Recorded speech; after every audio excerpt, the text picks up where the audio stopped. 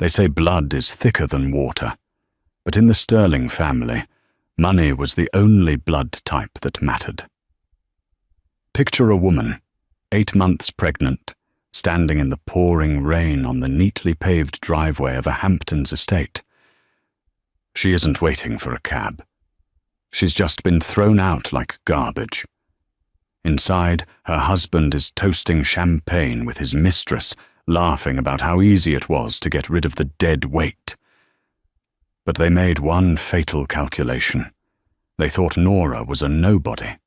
They thought she was a poor orphan with no connections. They didn't know that the poor girl they just evicted is the protected younger sister of the 2 most ruthless billionaires in New York City. And when those brothers find out what happened to their little sister, let's just say, the Sterling family empire is about to burn. The grandfather clock in the hallway of the Sterling estate chimed 7 times, the sound echoing off the marble floors like a death knell. Nora adjusted her maternity dress, a simple, dusty blue cotton piece she had bought at a thrift store. It was tight around her swollen belly, but it was the nicest thing she owned. She checked her reflection in the hallway mirror. Her face was pale, her blonde hair pulled back in a messy bun. She looked tired. 8 months of pregnancy, while cleaning this massive house without any help, would do that to anyone. "Nora!" The shrill voice of her mother-in-law, Patricia Sterling, cut through the air. "Stop staring at yourself. You're not going to find any beauty there. Come serve the appetizers." Nora flinched but hurried into the dining room. Tonight was her 2nd wedding anniversary with Mark. She had spent all day cooking Patricia's favorite roast, hoping, praying, that tonight might be different, that maybe Mark would smile at her like he used to. But when she walked into the dining room, holding the silver tray of canapes, she froze. The table was set for 4. Mark sat at the head of the table, looking dashing in a bespoke Armani suit. Patricia sat to his right, dripping in diamonds, and to his left sat a woman Nora knew all too well, Jessica. Jessica was Mark's executive assistant. She was everything Nora wasn't, sharp, expensive, and draped in a red silk dress that cost more than Nora's entire existence. Her hand was resting casually on Mark's forearm. "Mark," Nora whispered, the tray trembling in her hands. What is she doing here?" Mark didn't even look up from his wine glass. He swirled the crimson liquid, looking bored.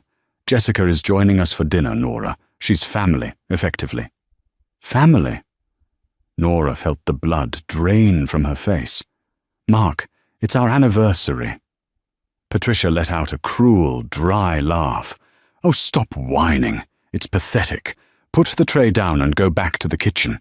We have important matters to discuss, and we don't need the help hovering."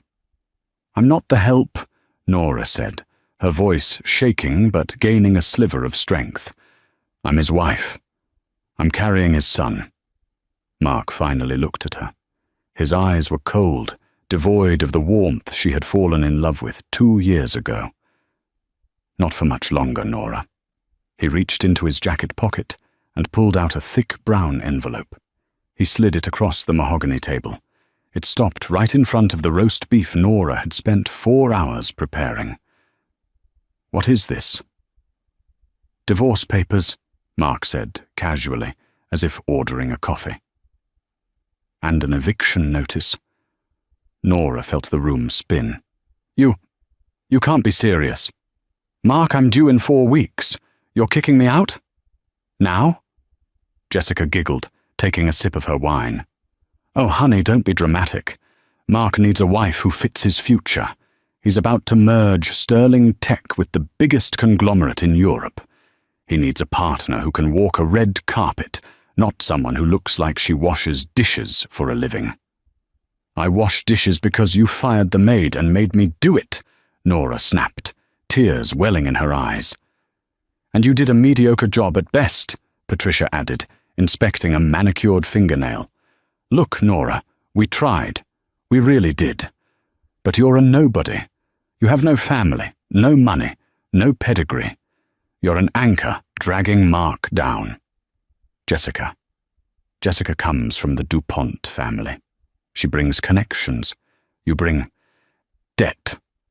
Mark stood up, buttoning his jacket. "Sign the papers, Nora. I'm being generous. I'm giving you $5,000 cash. That should be enough to get you a bus ticket to wherever it is poor people go." $5,000? Nora clutched her stomach as a sharp cramp hit her. "For 2 years of my life. For your child. I'll want a paternity test for the kid, by the way." Mark sneered. "Given your background, who knows whose bastard that really is?" That was the breaking point. The silence that followed was deafening. Nora looked at the man she had loved, the man she had hidden her true identity for, because she wanted to be loved for herself, not her name. She looked at his cruel mother. She looked at the smirking Mistress. She didn't scream. She didn't throw the tray. She simply placed it gently on the table. "You want me to leave?"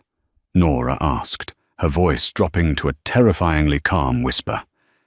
"Immediately," Patricia barked. "Get your trash out of my house." "Okay," Nora said. She turned around. "But remember this moment, Mark. Remember the day you chose a mistress over your wife and son. Because when the rain stops, you're going to realize you didn't just burn a bridge. You bombed your own foundation." "Get out!" Mark shouted, throwing a glass against the wall near her head. It shattered, sending shards of crystal flying. Nora walked out the front door, the heavy oak slamming shut behind her. The storm had started while they were arguing. Thunder rumbled directly overhead, shaking the ground. The rain in the Hamptons didn't drizzle. It poured, cold and unrelenting. Nora stood on the driveway, soaking wet within seconds. She had grabbed nothing but her small handbag. No coat, no umbrella. Just the clothes on her back and the baby kicking furiously against her ribs. She shivered violently, her teeth chattering. She walked toward the large iron gates of the estate, the gravel crunching under her worn-out sneakers. As she reached the gate, a text message pinged on her cracked phone. It was from Mark. "Don't bother coming back for your clothes. Patricia is burning them in the fireplace. Good luck."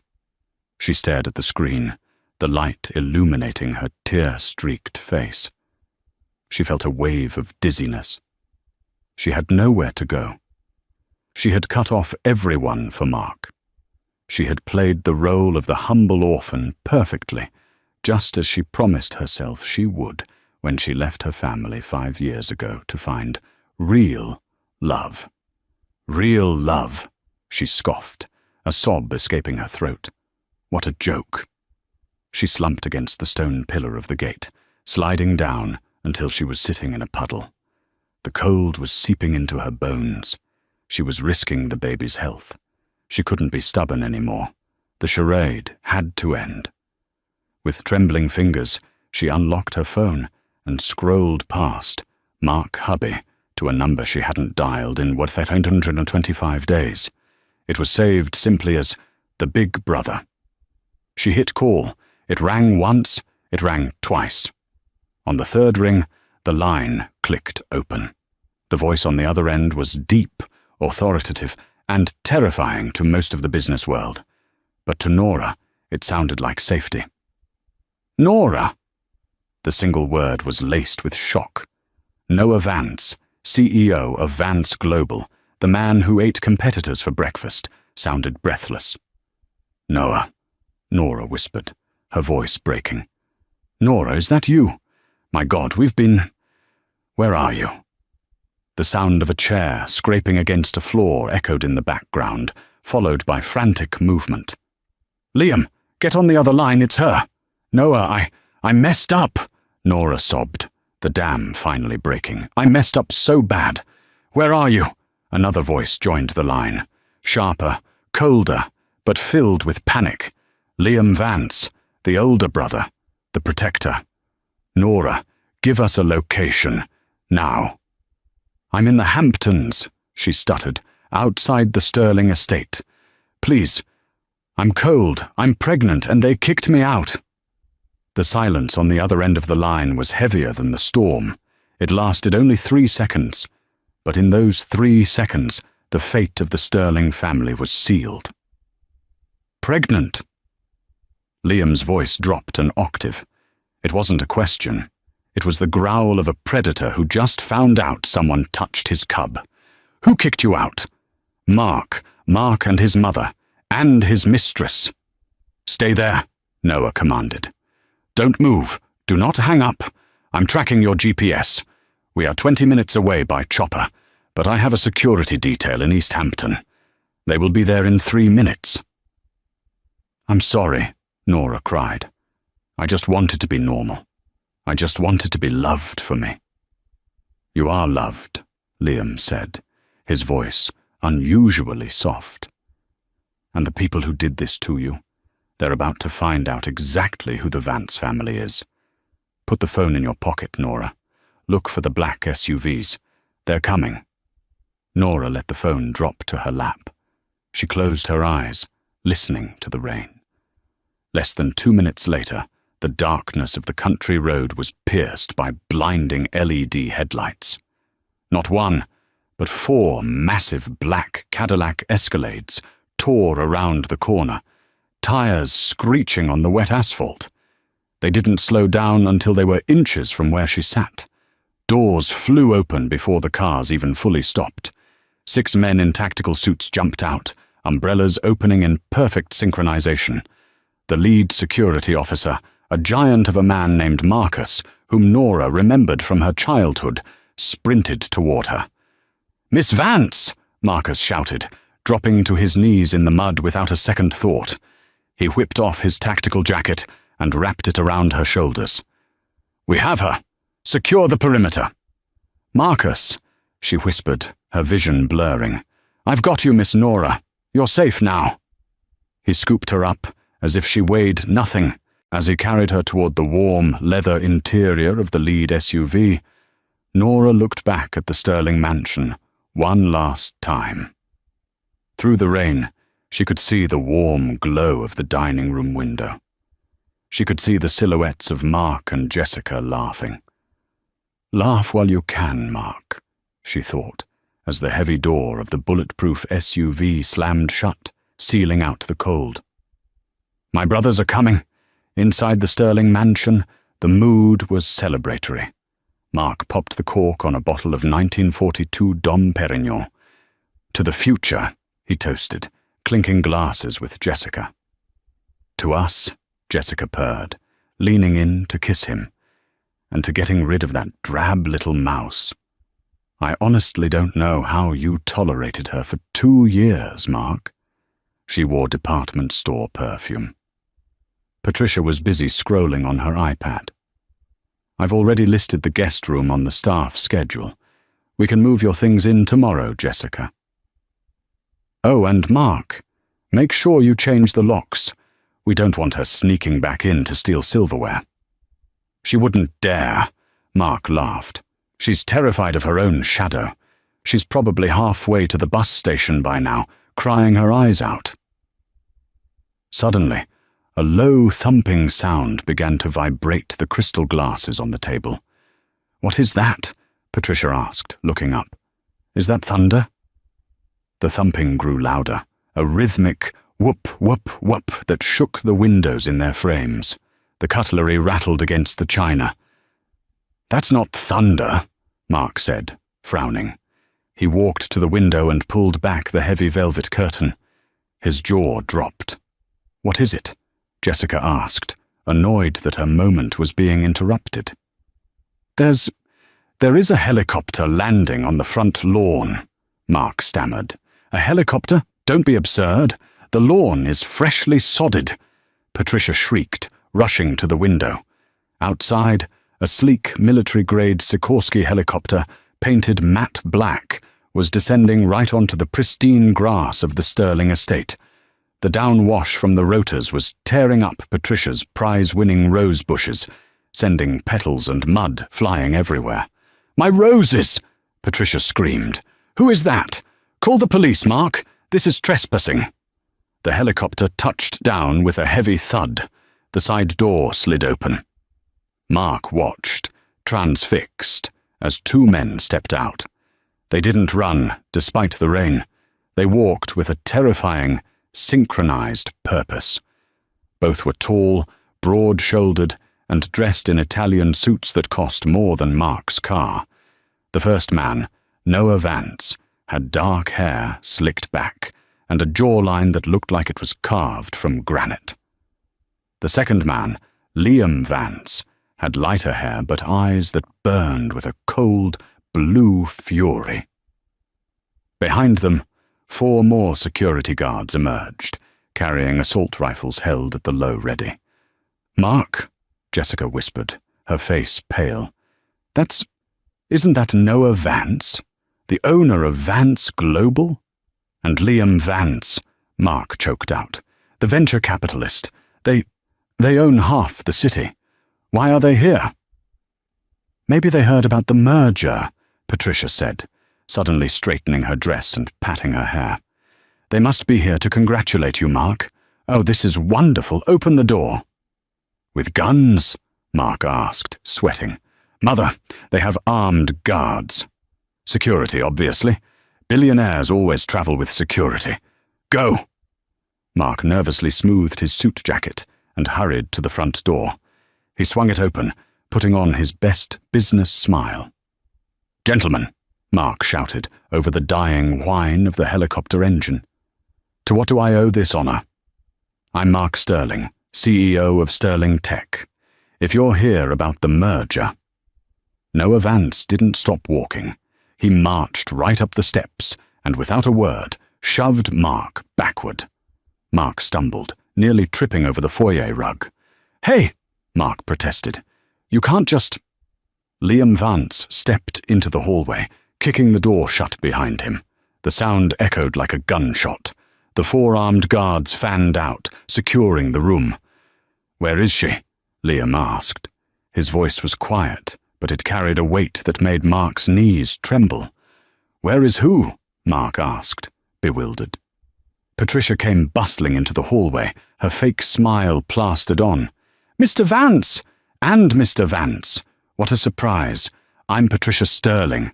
Please come into the dining room. We were just—" "I don't care who you are," Noah said, looking at Patricia like she was a stain on his shoe. "I asked a question. Where is my sister?" Mark blinked. "Sister? I think you have the wrong house. There's no one here but my mother, myself, and my fiancée, Jessica. We don't know any Vances." Liam walked up to Mark, invading his personal space. He towered over him. "Don't lie to me. Blonde, blue eyes, 8 months pregnant. Beautiful. Too good for a scumbag like you." Mark's heart stopped. The description. It couldn't be. "You mean Nora?" Mark laughed nervously. "Nora is your sister. That's impossible. Nora is a broke orphan. She worked as a waitress before I married her. She has no family." Noah stepped forward, pulling a photo from his inside pocket. He held it up. It was a picture of a younger Nora, laughing on a yacht, flanked by Noah and Liam.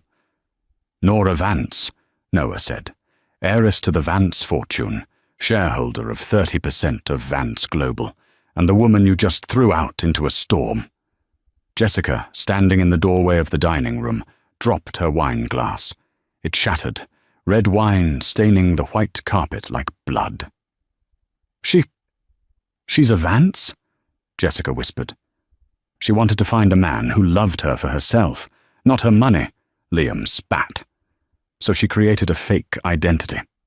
We hated it, but we respected her wishes. We let her marry you because she said you were kind. She said you loved her soul." Liam grabbed Mark by the lapels of his Armani suit and slammed him against the wall. A painting fell and crashed to the floor. "But it seems," Liam growled, his face inches from Mark's. That she was wrong. You threw our pregnant sister out on the street, in the rain. I didn't know, Mark squealed, his feet dangling off the ground. I swear I didn't know. If I knew she was a Vance, I never would have. Exactly, Noah said, walking over to the side table and picking up the divorce papers Mark had left there earlier. He read them, his eyes narrowing. You only treat people with dignity if they have money. That makes you a parasite. Noah ripped the divorce papers in half. Then he ripped them again. He threw the confetti in Mark's face. You wanted a divorce? Noah said calmly. You've got one. But you're not just losing a wife, Mark. You're losing everything. You can't threaten me, Patricia screeched, though she was shaking. We are the Sterlings. We have lawyers. Lawyers? Liam laughed, a dark, terrifying sound. He dropped Mark, who crumpled to the floor. Lady, by tomorrow morning, you won't be able to afford a lawyer. You won't be able to afford a bus ticket. Noah pulled out his phone. It's time to go to work. Initiate Protocol 0 on Sterling Tech. Mark's eyes widened. No, wait. Protocol 0? That's a hostile takeover.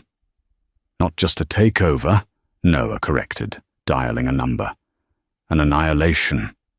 The atmosphere in the Sterling hallway shifted from shock to a chaotic, suffocating panic. Noah Vance didn't yell. He didn't flip tables. He simply stood in the center of the foyer, unbuttoning his suit jacket with the calm demeanor of an executioner sharpening his axe, and tapped the screen of his phone. Speaker, Noah said, tossing his phone onto the entryway table next to a vase of imported orchids. A crisp, professional voice filled the room. It was Alexander Thorne, the head of legal for Vance Global. Yes, Mr. Vance, we are ready on your command. Execute, Noah said. Target is Sterling Tech. Secondary target is Mark Sterling's personal assets. Tertiary target is the estate debt held by... He looked at Liam. First Republic Bank, Liam supplied, not taking his eyes off Mark. First Republic, buy the note, call the loan, immediately. Understood, sir. Initiating now. Mark scrambled to his feet, his face flushing a deep, sickly red. You can't do that. That's illegal. You can't just buy my house debt. Actually, Liam said, checking his watch, we own the bank that underwrites your mortgage as of a merger 3 months ago.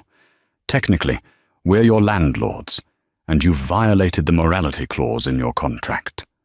What morality clause? Patricia shrieked. The one I just invented, Liam said dryly. But let's talk about your company, Mark. Sterling Tech. Mark's pocket began to vibrate. Then it chimed. Then it buzzed again. Within seconds, his phone was having a seizure.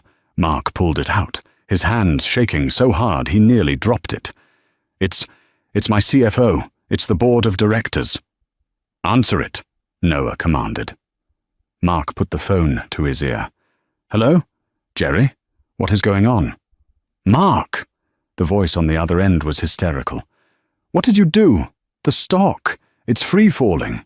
Someone just dumped 40% of our outstanding shares onto the market in a single block trade. The price tanked from $140 to $12 in 3 minutes. Trading has been halted by the SEC. What? Mark screamed. Who has that kind of volume? Vance Global, Jerry yelled. They've been quietly buying up non-voting shares for months through shell companies. They just dumped everything. And Mark, the European merger partners, they just pulled out. They sent a press release saying they don't do business with morally compromised leadership. They cited a source regarding domestic abuse.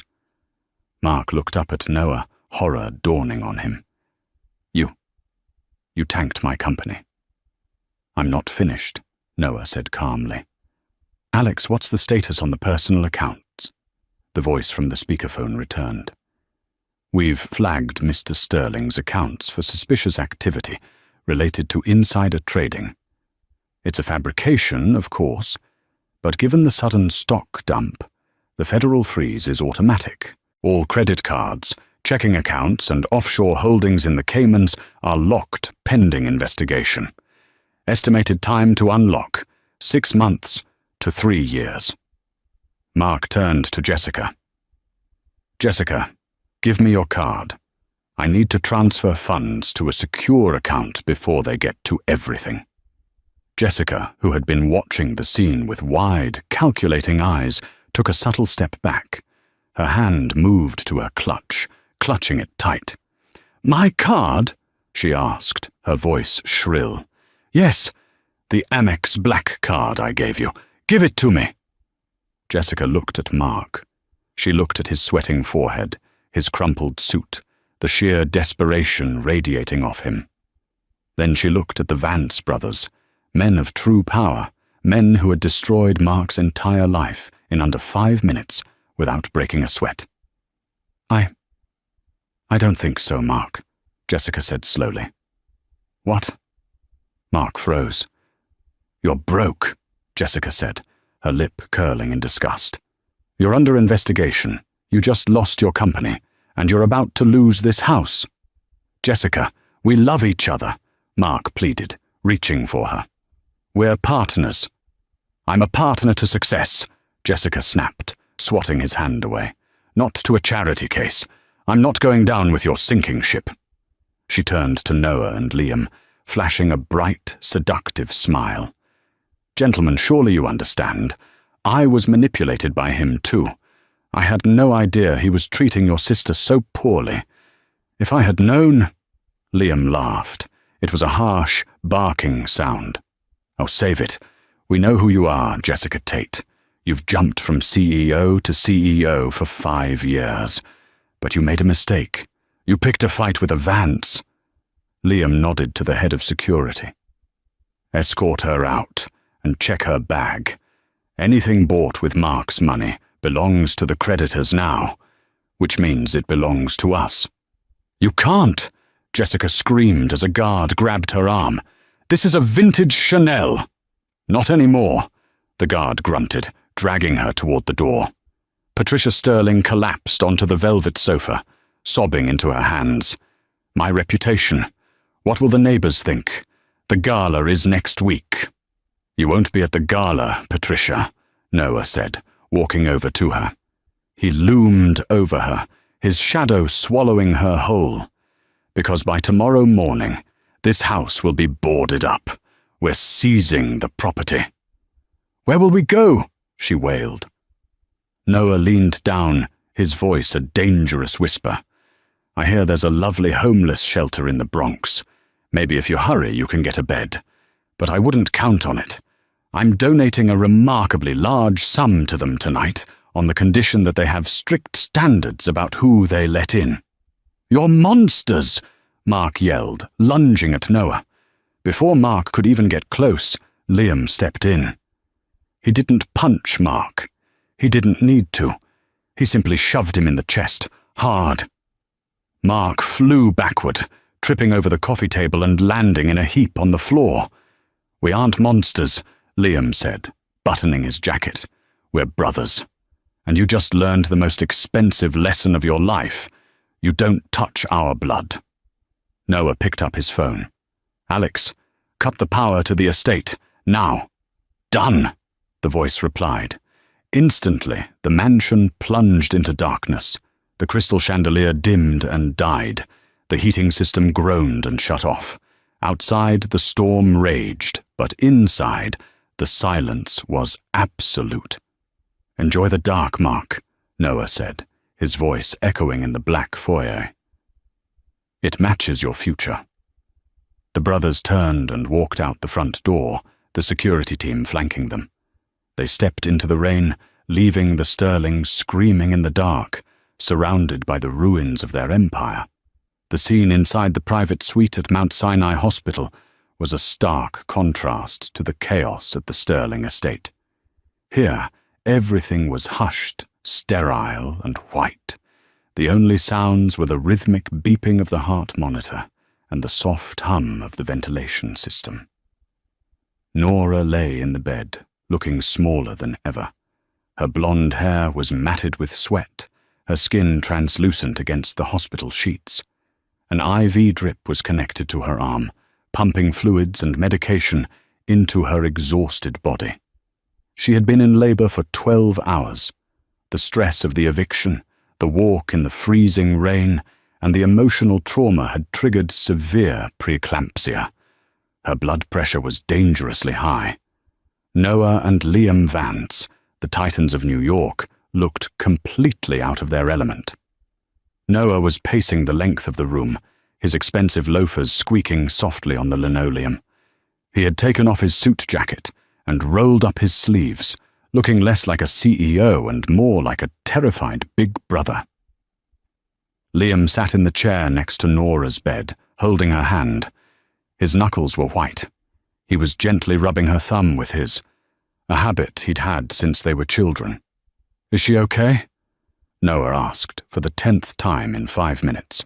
The obstetrician, Dr. Orris, the best high-risk specialist in the country, flown in by helicopter courtesy of the Vance family, checked the monitor. "Her pressure is stabilizing, Mr. Vance," Dr. Harris said calmly. "But the baby is in distress.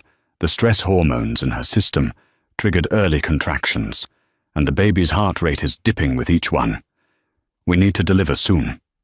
Nora stirred, her eyes fluttering open. She looked groggy. "Noah? Liam?" "We're here, Ellie," Liam said softly, leaning in. "We're right here." "The baby," she whispered, clutching her stomach. "Is he okay?" "He's fighting," Liam said, forcing a smile. "Just like his mum. But the doctors say it's time to meet him." "I'm scared," Nora cried, a tear sliding down her cheek. Mark said I was weak. He said I was a nobody." Noah stopped pacing. He walked to the other side of the bed and brushed a strand of hair off her forehead. His eyes, usually so cold and calculating, were filled with a fierce, protective warmth. "Mark is a fool," Noah said firmly. "You are Nora Vance. You are the strongest person I know. You left the family fortune to build a life on your own terms. You survived 2 years with that snake, and you walked through a storm to save your child. You are not weak, Nora. You are iron." "But I failed," she sobbed. "I came crawling back." "You didn't crawl," Liam corrected her. "You called in the cavalry. That's strategy. Now focus on breathing. We need you to be strong for 1 more hour." Suddenly, the heart monitor began to beep rapidly. A sharp, high-pitched alarm filled the room. "Heart rate decelerating," the nurse announced sharply. "Dr. Harris!" "Cord compression," Dr. Harris said, her voice snapping into command mode.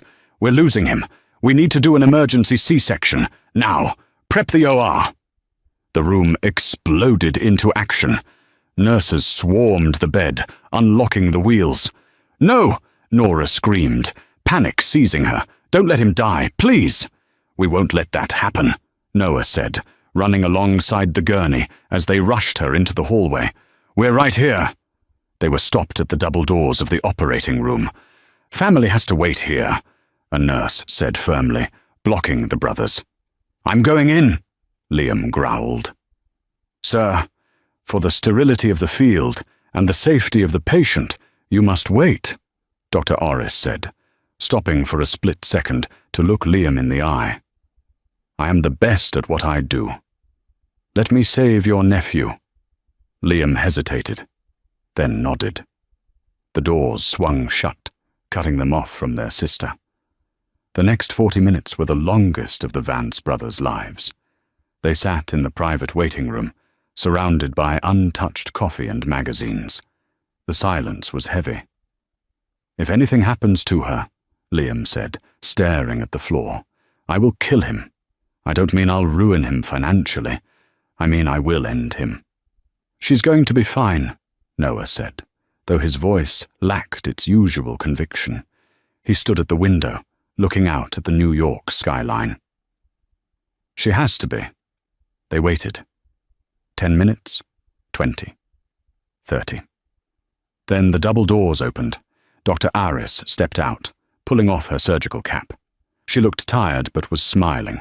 The brothers were on their feet instantly. "Well?" Noah demanded. "She's stable," Dr. Oris said. "Her blood pressure has dropped to safe levels. She's sleeping now." "And the baby?" Liam asked, holding his breath. "He was small," Dr. Oris said. 5 pounds, 4 ounces. But he has a set of lungs on him." From down the hallway, as if on cue, a thin, piercing cry echoed through the quiet ward. The tension in Liam's shoulders snapped. He let out a breath that sounded like a sob. Noah closed his eyes and leaned his forehead against the wall. "Can we see them?" Noah asked. "Give the nurses 5 minutes to get them settled in recovery." Then, yes. 10 minutes later, the brothers walked into the recovery room. Nora was awake, though she looked exhausted. In her arms, wrapped in a blue hospital blanket and a tiny knitted hat, was a sleeping baby. Noah and Liam approached the bed as if they were approaching a bomb, careful, terrified, and awestruck. "Look who decided to show up," Nora whispered, her voice raspy. Liam looked down at the baby. The boy had a tuft of dark hair, and, when he scrunched up his face and yawned, he looked surprisingly like Nora. "He's tiny," Liam said, his voice thick with emotion. He reached out a finger, and the baby's tiny hand instinctively curled around it, gripping tight. "He's perfect," Noah said softly. "Does he have a name?" Nora looked down at her son. She traced the curve of his cheek. "I was going to name him Mark Jr., she admitted. "But that name is dead to me now." She looked up at her brothers. "I want to name him after our father, and the man who saved us tonight." "Julian?" Noah asked, referring to their late father. "Julian Noah Vance," Nora said. "No Sterling. He's a Vance. Noah, the man who could buy countries and destroy corporations with a phone call, felt tears prick his eyes. He cleared his throat, trying to maintain his composure. "Julian. That's a strong name." "He's going to need to be strong," Liam said, looking at the baby's grip on his finger, "because he's going to run this city one day." "Not today," Nora smiled weakly. "Today he just needs to sleep." The moment was interrupted by a soft knock on the door. It was Marcus, the head of security. "Mr. Vance?" Marcus said quietly. "Not now, Marcus," Noah said, not looking away from his nephew. "Sir, it's urgent. It's about Mark Sterling." Liam's face hardened instantly. The softness vanished. "What about him?" "He's downstairs," Marcus said. "In the lobby. He's causing a scene. He says he has rights to the child. He brought a lawyer. Some court-appointed guy." Nora flinched, clutching the baby tighter. "He's here. He can't be here. Don't let him take Julian." "He's not taking anyone," Liam said, his voice dropping to that lethal growl again. He looked at Noah. Noah straightened up, buttoning his suit jacket. The protective big brother was gone. The ruthless billionaire was back. "Stay here with Nora," Noah told Liam. "I'll handle this." "No," Nora said, sitting up straighter. "I want to see him." "Nora, you just had surgery," Liam argued. "I need him to see me," Nora said, her eyes burning with a newfound fire. "I need him to see that he didn't break me. I need him to see exactly what he threw away." "Wheelchair," Noah ordered Marcus, "and tell the security team to clear the corridor. We're going down." The lobby of Mount Sinai Hospital was a cavernous space of glass and steel. Usually quiet, it was currently the scene of a desperate commotion. Mark Sterling, wearing the same suit from the night before, now wrinkled and stained with sweat, was shouting at a stone-faced security guard. Patricia stood behind him, looking like a ghost of her former self. Her hair was frizzy, her makeup smeared, and she was clutching a knockoff handbag, her designer purse having been confiscated by the creditors earlier that morning. "I am the father," Mark screamed, waving a crumpled piece of paper. "I have rights. You can't keep me from my wife and child. This is kidnapping." "Sir, you need to lower your voice, or I will detain you," the guard said calmly, his hand resting on his taser. "Detain me? Do you know who I am?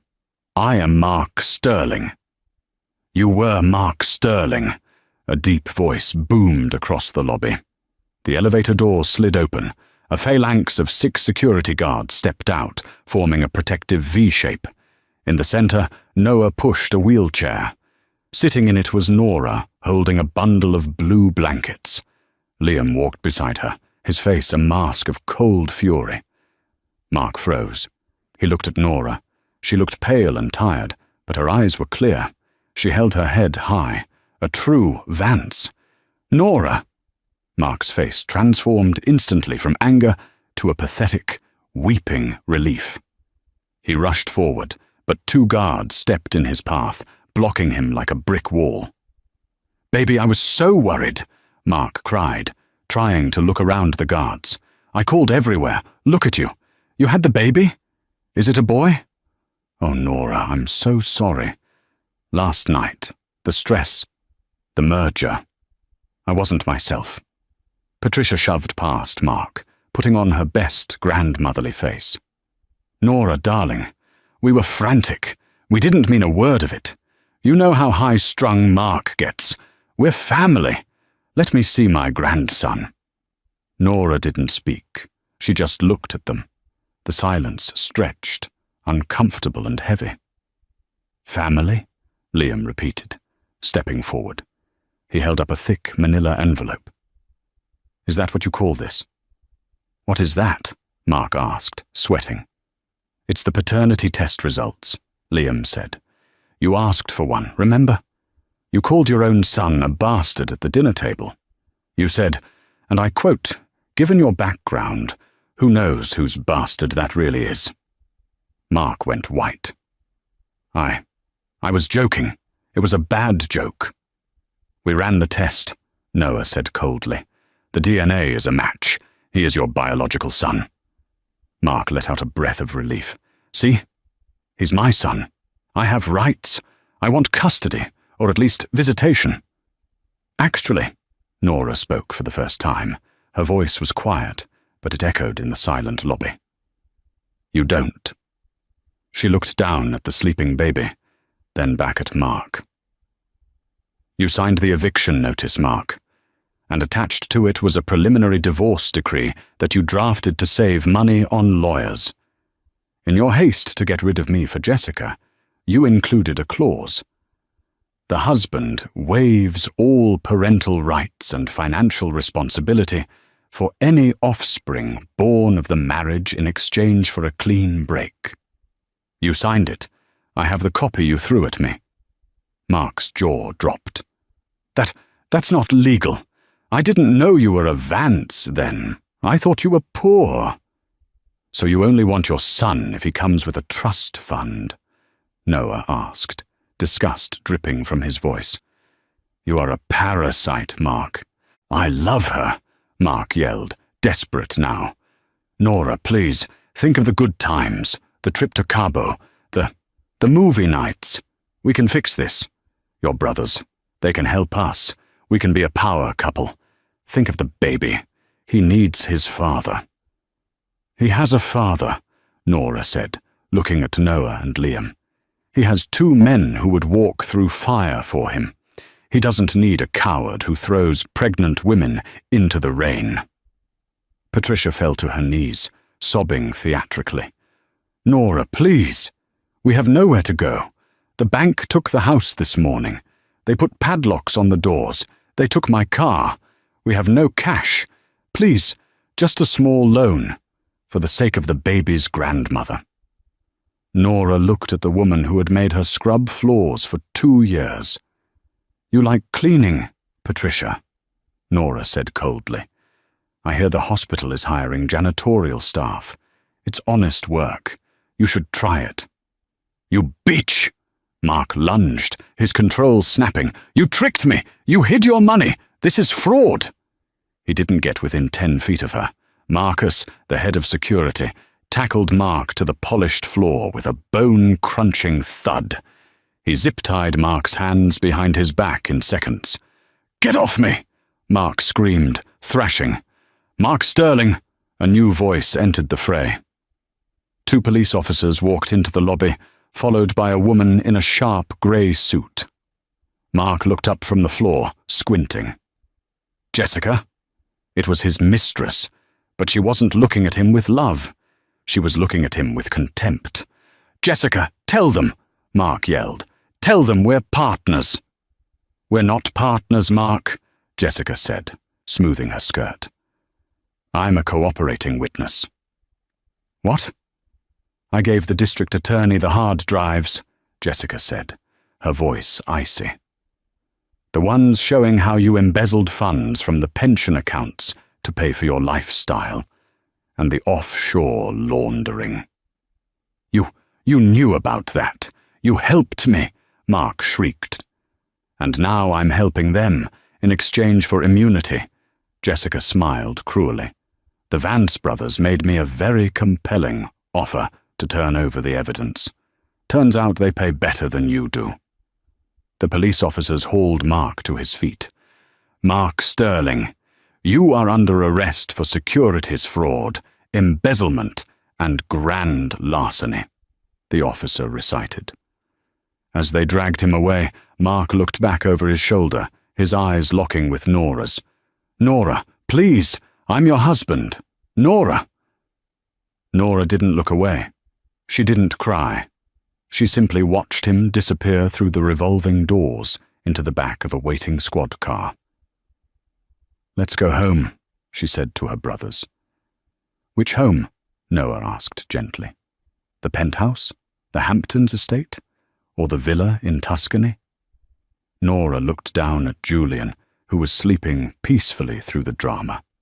"Anywhere," she said, "as long as it's safe." If New York City was a kingdom, the grand ballroom of the Plaza Hotel was its throne room. Tonight, it was bathed in the soft glow of 10,000 crystals, the air thick with the scent of white lilies and the sound of a live orchestra playing Debussy. This was the inaugural Phoenix Gala, an event raising funds for single mothers in crisis. Tickets cost $25,000 a plate, and they had sold out in 10 minutes. At the center of the head table sat the woman everyone had come to see, Nora Vance. She was no longer the fragile, frightened woman shivering in the rain. She was a vision of untouchable elegance.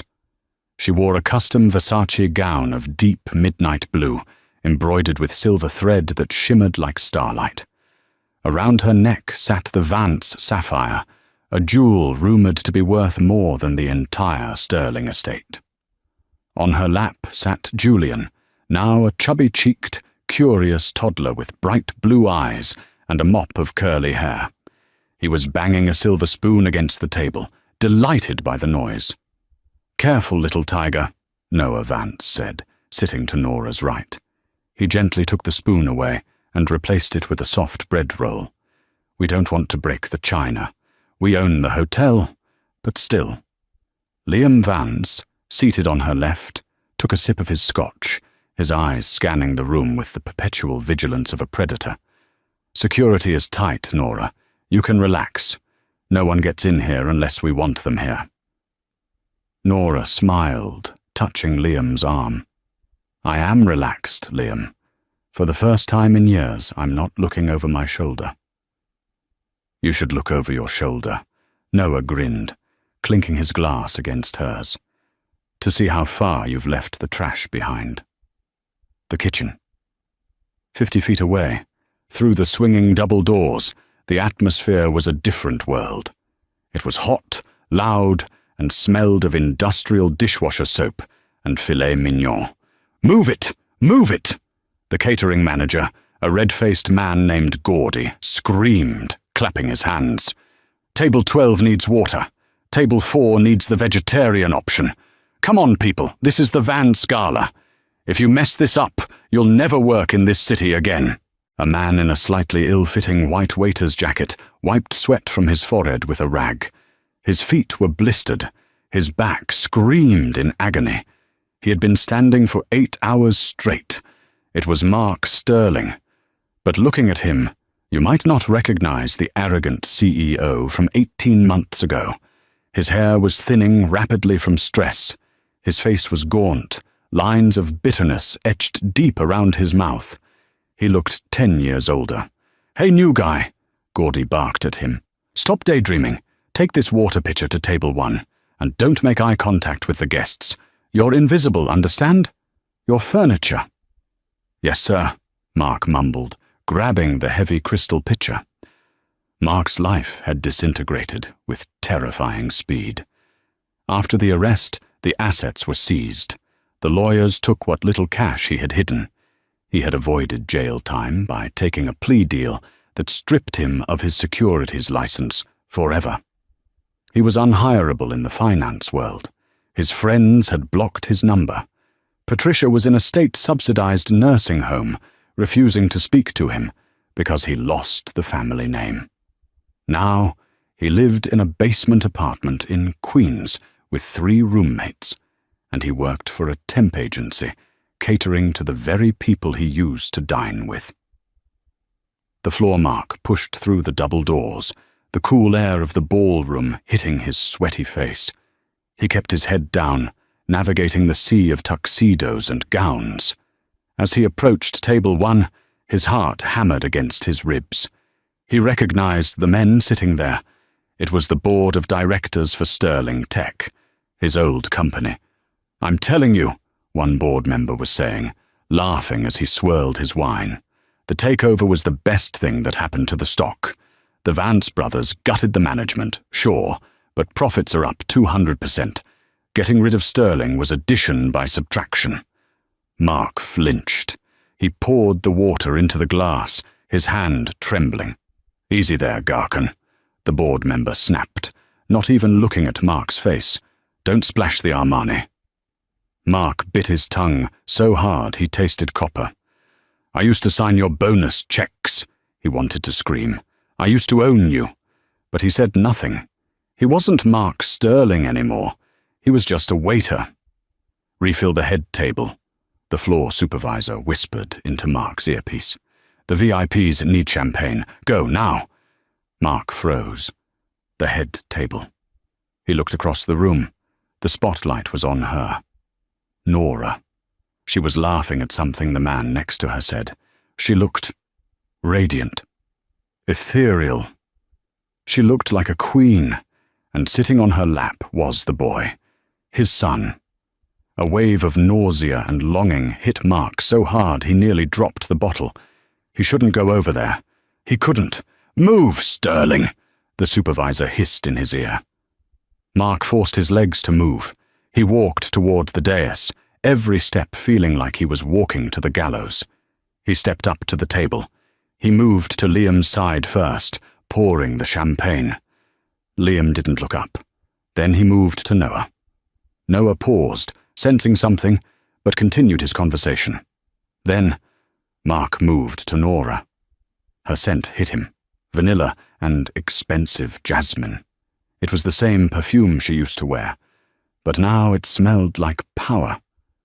As he reached over to pour the wine into her flute, his hand shook uncontrollably. A single drop of champagne splashed onto the pristine white tablecloth.